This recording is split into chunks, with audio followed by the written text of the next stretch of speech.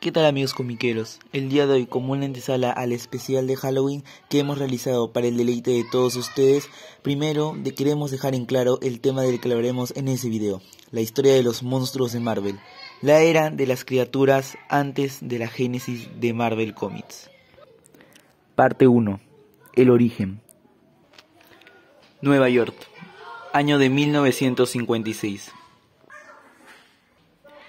A finales de los años 40, el editor de Timely Comics, Martin Goodman, barajeó la posibilidad de convertir su pequeña editorial en una distribuidora propia, con el fin de evitar pagar regalías al momento de enviar sus ediciones a los kioscos estadounidenses.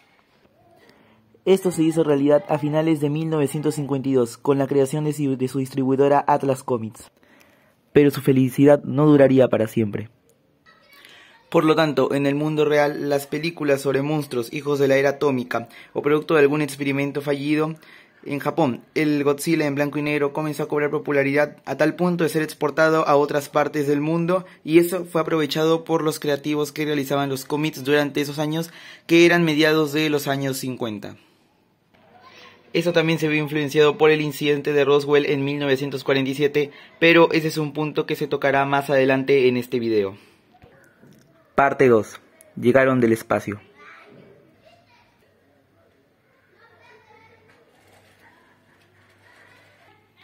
Desde el incidente de Roswell de 1947, el mundo empezó a obsesionarse con los temas del espacio exterior.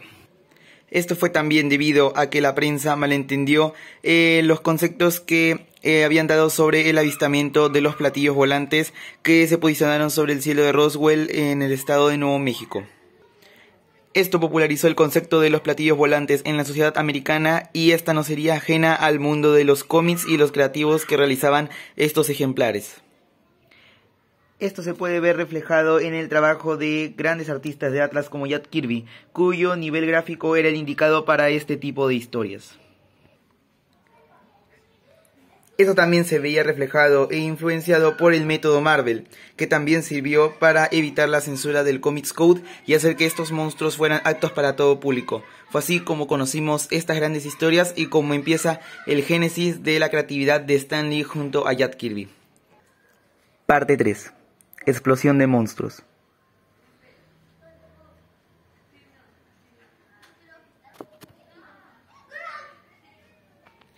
Los primeros TVOs en ser publicados fueron los del género del espacio exterior, ya que ese tema era el que estaba más de moda durante ese tiempo debido a los incidentes de avistamientos de platillos volantes que se habían dado sobre territorio estadounidense.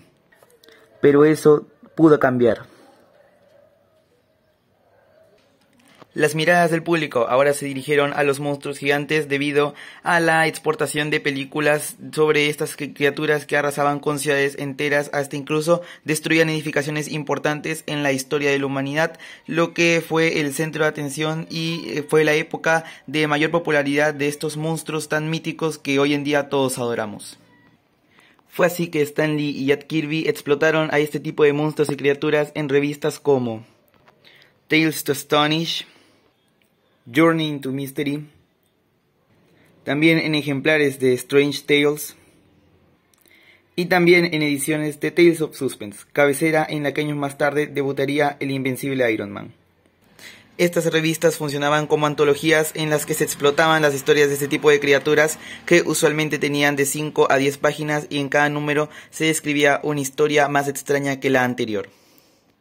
Fue así que tuvimos ejemplares míticos y que sin ellos hoy en día sería imposible de concebir el universo Marvel tal y como lo conocemos en la actualidad con todos los personajes.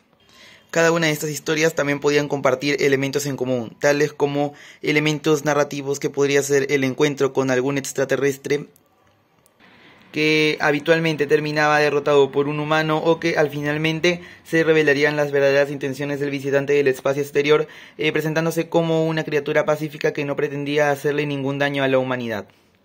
Fue debido a estas grandes capacidades narrativas de Stan Lee que pudieron pasar estos cómics la censura que imponía el llamado CCA o Comics Code Authority a los TVOs para que fueran aptos para todo público durante esos años. Y fue por ello que en tan solo 5 o 10 páginas no había tiempo para el correcto desarrollo de los personajes en la trama de la historia, ni para hacer reflexiones sobre los hechos que acontecían en la misma. Por ello, para avanzar más rápidamente en la trama, ellos debían hacer las historias lo más cortas que pudiesen. Por eso el truco que utilizaron fue presentar a personajes muy habituales en este tipo de TVOs, como podrían ser los típicos científicos locos, el insulso hombre al que nadie le cree todo lo que ha visto, los militares o la rubia en peligro.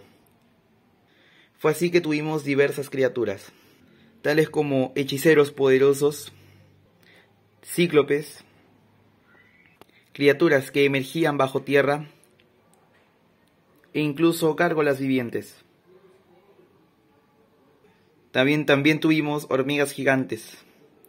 Pero queremos destacar sobre todo el monstruo que pasaría a formar parte de las filas de Marvel muchos años después de su aparición en el Strange Tales número 89. También destacamos la aparición del extraterrestre arborícola Groot, que después se uniría a los Guardianes de la Galaxia en su segunda versión. El terrible dragón Fin Fan Foom. E incluso también tuvimos un primer Hulk que años más tarde sería renombrado como Semnu y se enfrentaría cara a cara a su pupilo de piel verde conocido como el Gigante Esmeralda. También tuvimos un Thor, nada que ver con el dios mitológico creado por Stan Lee y Jack Kirby en 1962. Hasta incluso borradores de personajes como el Dr. Doom, que después sería renombrado como Dr. Druida y sería el borrador para el futuro Doctor Strange de Stan Lee y Steve Ditko. Pero fue en ese tiempo que los monstruos de Marvel empezaron a decaer en su popularidad.